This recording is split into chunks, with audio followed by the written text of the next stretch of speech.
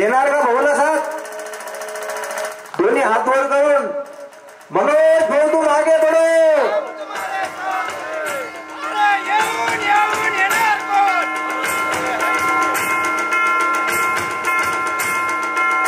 बऱ्याच वेळेस आपल्या इथं येऊन गेलो आणि माझं मनोगत या ठिकाणी याच्यापूर्वी व्यक्त केलं. त्यावेळेस 15-20 लोक होती. त्याच्यानंतर आपलं सावता मंगल कार्यालयामध्ये किमान हजारोच्या संख्येने उपस्थित असलेल्या लोकांना देखील माझ्या बाबतीत मी काय करणार आहे, मतदारसंघाचा विकास कसा करणार आहे, विधानसभेचा कशासाठी उभा आहे, याबाबत वारंवार मी मनोगत व्यक्त केले. आता 20 तारीख जवळ आलेली आहे, तरी देखील पुनश्च आपणास विनंती करतो की मी आपल्या खऱ्या अर्थानं चिकलठाण गावाला कन्नड शहरापासून जोडल्या जाणारा रस्ता कित्येक वर्षापासून हा कुठल्या ना कुठल्या तरी तांत्रिक अडचणीमुळे असतील किंवा कुठल्या तरी जे नेतृत्व करणारी आपले विधानसभाचे आमदार असतील यांच्या कुठेतरी निष्काळजीपणामुळे हरगळजीपणामुळे आपल्याला अतोनात यातना या ठिकाणी सहन करावं लागत आहे. कारण गेली 4 महिन्यापासून या रस्त्यावरून जात असताना लक्षात येत आहे की तालुक्याचा विकास कुठे गेलेला आहे. आपल्या चिकलठाण गावच हा विषय नाही, तर तालुक्यातल्या सगळेच रस्ते हे खड्डेमय रस्ते झालेले आहेत आणि तालुक्याचा विकास करण्यासाठीच मी आपल्या समोर उपस्थित झालेलो आहे. सर्वप्रथम मी आमदार झाल्याबरोबर प्राधान्याने आपला चिकलठाण आणि कन्नडला जोडला जाणारा रस्ता हा मी करण्याचं वचन तुम्हाला या ठिकाणी देतो. तसेच आपल्या गावात देखील आतील जे काही रस्ते असतील, आपल्या गावाचं सुशोभीकरणासाठी विषय असेल, आपल्या गावाला एक चांगलं मैदान असावं, त्या मैदानामध्ये आपले जे काही तरुण मित्रमंडळ वडीलधारी मंडळी देखील असतील त्यांचे त्या ठिकाणी त्यांना त्याचा आनंद घेता आला पाहिजे, व्यायाम करता आला पाहिजे. तसेच मिलिटरी भरती होणारे आणि पोलीस भरती होणाऱ्या विद्यार्थ्यांसाठी देखील त्याचा उपयोग होईल अशा पद्धतीचं ग्राउंड या ठिकाणी प्रत्येक गावाला, तर मग चिकलठाण गावाला देखील त्या ठिकाणी मी देण्यासाठी प्रयत्न अतोनात करणार आहे. आपल्या सुशिक्षित बेकारांची संख्या तालुक्यात प्रचंड आहे, आपल्या गावातही आहे. यांना कुठेतरी हाताला काम मिळावं या दृष्टिकोनातून मी MIDC तात्काळ या ठिकाणी आणून, MIDC फक्त आणून चालणार नाही, तर MIDC ला या ठिकाणी बाहेरच्या नामांकित कंपन्या येण्यासाठी आपल्याला पाणी आणि वीज त्यांना हमीचं द्यावं लागतं. म्हणून हमीचं पाणी देण्यासाठी जायकवाडी धरणातून पाणी या ठिकाणी आणल्या जाणार आहे. कारण आपल्या इतरत्र तालुक्यामध्ये जायकवाडीतून पाणी आणल्या गेलेलं आहे आणि ते MIDC साठी त्यांचं आगेकूच त्या ठिकाणी सुरू झालेली आहे. म्हणून प्रामुख्याने जायकवाडी धरणाचं पाणी या ठिकाणी आणावं लागणार आहे. कित्येक धरणांचं ओव्हरफ्लो झालेलं पाणी याला कुठेतरी त्याचा विनियोग न होता त्याला अतिरिक्त धरणामध्ये कसं नेता येईल याची व्यवस्था करण्यासाठी मी त्या सभागृहामध्ये जाणार आहे. शेतकऱ्यांनी उत्पादन केलेल्या मालाला व्यवस्थितरित्या भाव मिळावा, चांगला भाव मिळावा, त्याला जिल्हा स्तरावर शेतकऱ्यांचा हक्काचा मॉल त्या ठिकाणी मिळून देण्यासाठी सभागृहामध्ये मी भांडणार आहे आणि तो मिळून त्यांना देणार, जेणेकरून शेतकऱ्यांनी पिकवलेला माल आपण याच ठिकाणी विकल्यावर त्याला त्या ठिकाणी उत्पन्नातून जे काही उत्पादन पिकवताना जो खर्च येतो आणि विक्रीतून येणारा त्याचा नफा याचा ताळमेळ बसत नाही. म्हणून स्वतःच उत्पादन केलेला माल हा ग्राहकांपर्यंत जाण्यासाठी आपण फार्मा प्रोड्युसर कंपनीच्या माध्यमातून महाराष्ट्र राज्य शासनाला मी धारेवर धरून आपल्याला शेतकऱ्यांचा स्वतःचा माल जिल्हा स्तरावर करण्यासाठी मी जातोनात प्रयत्न या ठिकाणी करेल, जेणेकरून शेतकरी त्याचा जर 20 रुपये किलो भावाचा माल असेल तर तो जो काही मॉल मध्ये विकताना आपण जर बघितलं तर 50-40चा भाव त्या ठिकाणी मिळतो. एवढा फरक याच्यातला काढण्यासाठी आपण 40 ते 50 रुपये तुमच्या पदरात पडावा किंवा किंबहुना त्याच्यापेक्षा दुप्पट मिळावा याच्यासाठी प्रयत्न या ठिकाणी केला जाणार आहे. या ठिकाणी धरणातले जे गाळ साचलेले आहेत त्याचं खोलीकरण करून आपण त्यात पाण्याचा साठा जास्तीत जास्त वाढवला जाणार आहे. काही ठिकाणी ब्रॅकेट टाकून पाणी अडवून तो जिरवण्याचा त्या ठिकाणी प्रयत्न करून पाणीचं त्या ठिकाणी नियोजन केलं जाणार आहे। आपल्या गावाला शुद्ध पाणी मिळण्यासाठी त्या ठिकाणचे जे काही युनिट्स उभं करायचे आहे त्या ठिकाणी सुद्धा अतोनात प्रयत्न मी त्या ठिकाणी करणार आहे। शैक्षणिक दृष्ट्या जिल्हा परिषदच्या शाळा मोडकळीस निघालेल्या आहेत। ज्या शाळा मोडकळीस निघालेल्या आहेत त्याचं सुशोभीकरण करण्यासाठी त्यांना जास्तीत जास्त फंड आणून त्या शाळा तंदुरुस्त करण्यासाठी प्रयत्न करणार। काही शाळांमध्ये 4 वर्ग आणि एका खोलीमध्ये ते भरल्या जातात आणि जास्तीत जास्त 2 शिक्षक त्या ठिकाणी शिकवतात, जेणेकरून त्या मुलांचा त्या ठिकाणी कुचंबना होते। तो मुलांना त्याच्यातून काय मिळणार आहे? जर पहिली दुसरी तिसरी चौथीचे मुलं एकाच वर्गात बसून जर शिक्षक शिकवत असेल तर मी बऱ्याच ठिकाणी मी शाळेंना विजिट दिली असता माझ्या लक्षात आलं की मुलांना या ठिकाणी शिक्षणाचे खूप हुशार मुलं आहेत, परंतु त्यांच्याकडे दुर्लक्षित त्या ठिकाणी केले जात आहे।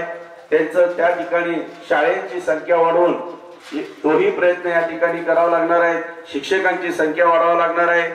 या ठिकाणी प्रशासन व्यवस्थित चालवण्यासाठी मग पोलीस डिपार्टमेंट असेल, रेव्हेन्यू डिपार्टमेंट असतील, सरकारी दवाखान्यामधल्या व्यवस्था असेल, या सगळ्या सुरळीत करण्यासाठी मला हप्ते घ्यावा लागणार नाही। जर मी हप्ता घेतला तर हे प्रशासन व्यवस्थित चालणार नाही। बरोबर आहे का? चूक आहे काही? हप्ते घेतले तर काय होईल? जे आता चालू आहे तेच चालू राहणार आहे।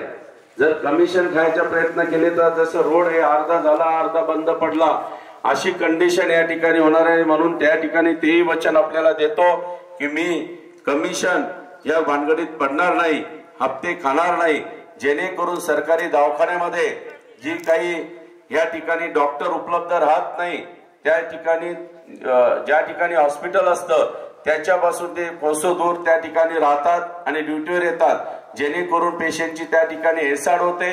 त्यामुळे डॉक्टरांची त्याच ठिकाणी निवासस्थानी राहण्याची व्यवस्था करण्यासाठी त्यांना बंधन केले जाईल।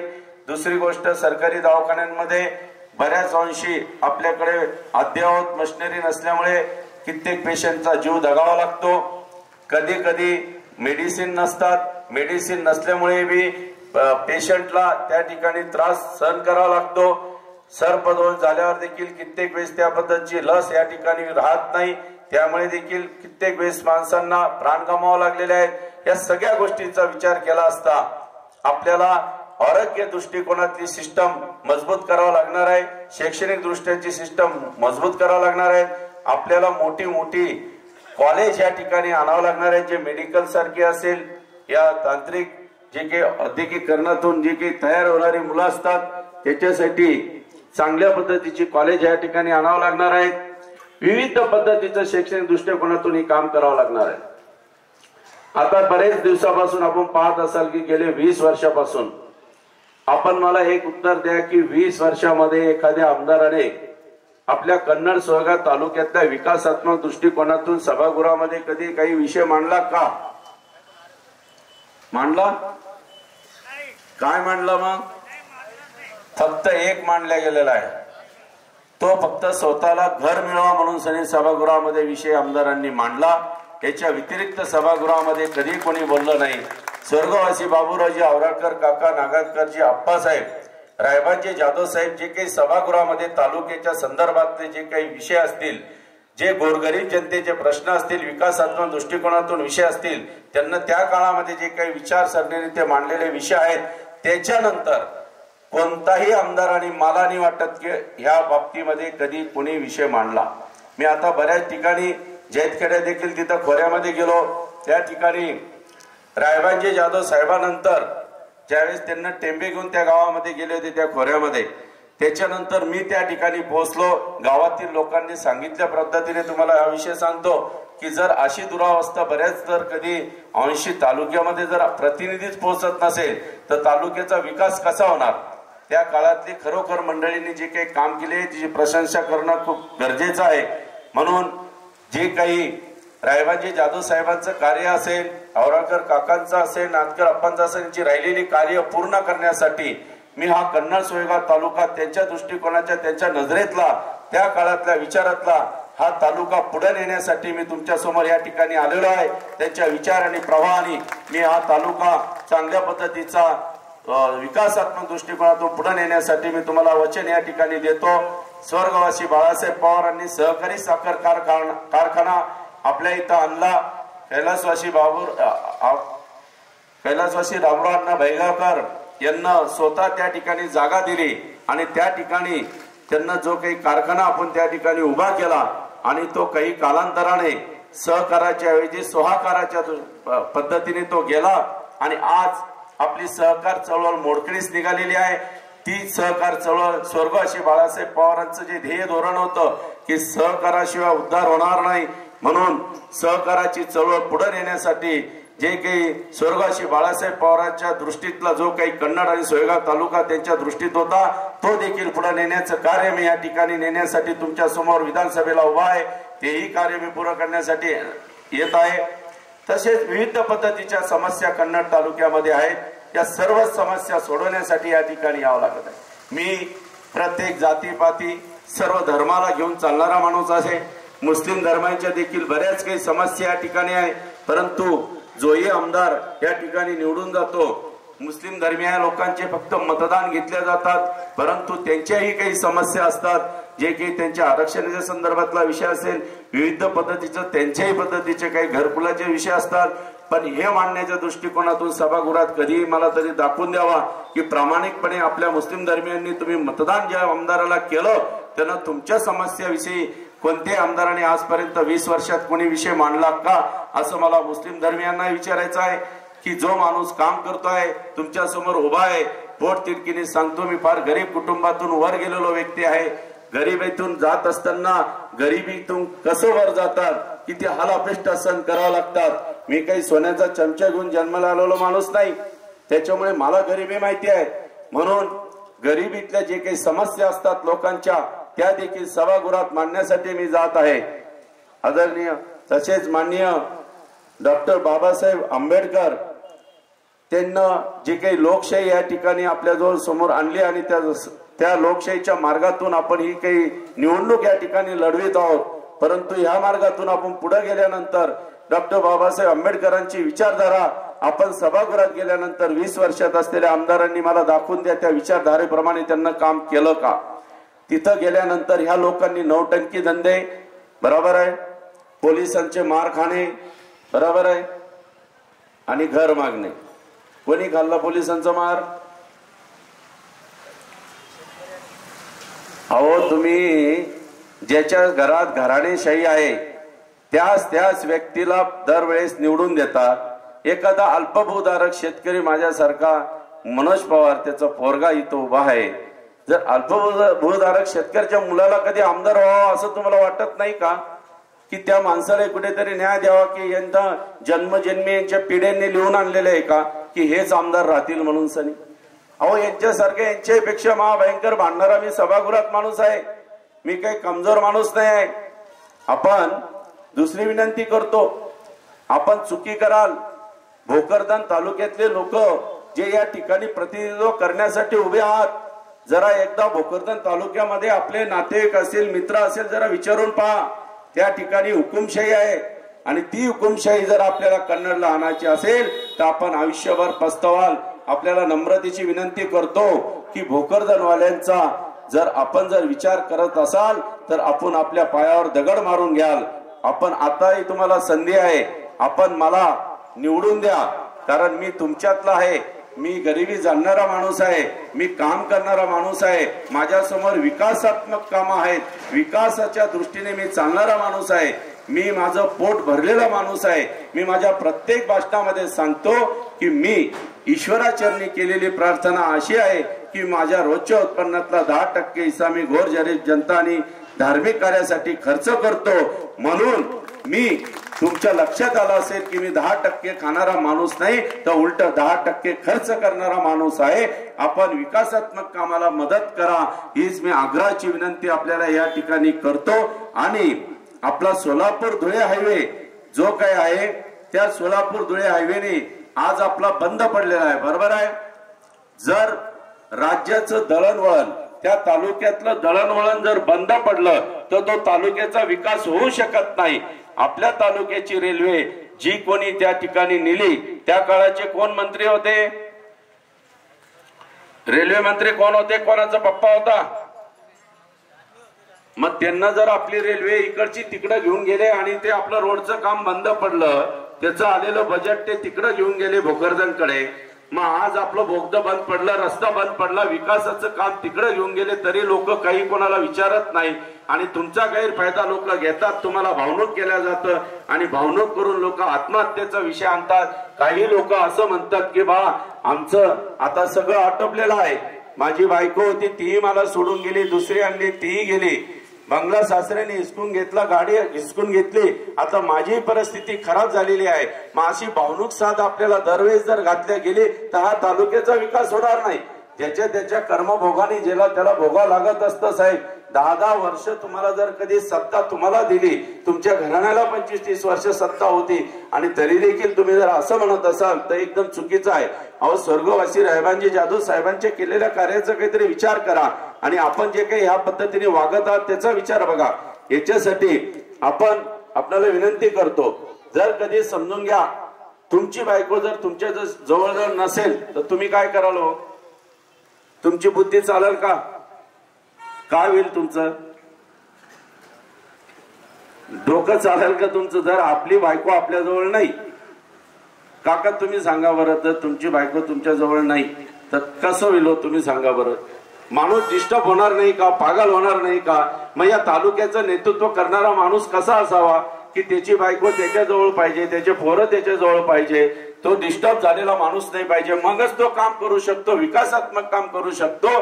तुम्हाला हे कळलं पाहिजे की त्या माणसाला जी पहिली बायको होती ती सांभाळता आली नाही, दुसरी आणलेली ती सांभाळता, मग तालुका काय सांभाळणार आहे? या तालुक्याचा विकास कसा करला जाणार आहे? हा तालुक्याचा विकास करण्यासाठी आपल्याला तेवढी क्षमता असावी लागते, आपल्या घरामध्ये तसे संस्कार असावे लागतात, सगळ्यांना घेऊन चालण्याची क्षमता त्याच्यामध्ये असावी लागते. तर आपलं घरच आपण चालू शकत नाही तर या तालुक्यामध्ये असलेल्या प्रत्येक समाज, प्रत्येक जाती, प्रत्येक धर्म यांना घेऊन तुम्ही कसं काय तालुक्याचा विकास करणार, हा तुम्ही विचार करण्याची या ठिकाणी काळाची गरज आहे. रोज मोबाईल उघडला की काय दिसतं तुम्हाला? सकाळपासून काय दिसतं? नवरा बायकोचं भांडण, दुसरं काही दिसत नाही. कोणी काहीच बोलत नाही. त्यांना जर सांगावं की तालुक्याच्या विकासाबाबतीत काही बोलतात का? मोबाईल उघडला की काय दिसतं की बाबा कुठून तरी कोणीतरी माझ्या सासऱ्याने मला मारायला लोक पाठवले किंवा कोणतं डॉली काही काय विषय काढून काय डॉली काहीतरी असाही विषय मधात आला. म्हणजे काय त्यांच्या घराच्या विषयाशिवाय दुसरं काही विषयच नाही. तालुक्याच्या विकासा संदर्भामध्ये काम करायचं असेल तर तालुक्याच्या विकासाबाबत तुम्ही काय बोलता? तो तुमच्याकडे 10 वर्षापासून सत्ता असून एमआयडीसी आणली नाही आणि आता तुम्ही एमआयडीसी आणतात का? आता आणू शकता तुम्ही? आता तर तुमची तर डिस्टर्ब झालेले आहेत. तुम्ही आता काही बोलतात तर थोड्या वेळाने एका घंट्याने काही बोलतात, कोणत्या समाजाविषयी वाईट बोलतात तर कोणाविषयी काही बोलतात. असं तुम्ही जर कधी तुमची बुद्धीच शिथिल नाही आहे तर ह्या तालुक्याचा विकास आपल्याकडून होऊ शकत नाही. म्हणून कृपया करून मी तालुक्याचा विकास करणारा माणूस आहे. आपण कुठेतरी या गोष्टीचा विचार या ठिकाणी केला पाहिजे आणि आपण सगळ्यांनी एकत्र येऊन मला येत्या 20 तारखेला रोड रोलर या निशाणीला 11 नंबरचं बटन दाबून प्रचंड मतांनी मला विजयी करावे असं मी तुम्हाला नम्रतेची विनंती या ठिकाणी करतो व 2 शब्द संपवतो. जय हिंद, जय महाराष्ट्र. भाऊ हे फ्रेश कॅन्डिडेट आहे म्हणून सर्वांना विनंती आहे चिकलठाणवासियांना, आपण एका माजी आमदाराला 10 वर्ष दिलेले आहे आणि एक चालू आमदार हे 5 वर्ष काही करू शकलेले नाही. म्हणून आमचा एक अनुभव आहे. मी एक तुमच्यातलाच माणूस आहे, वडाळीचा आहे मी.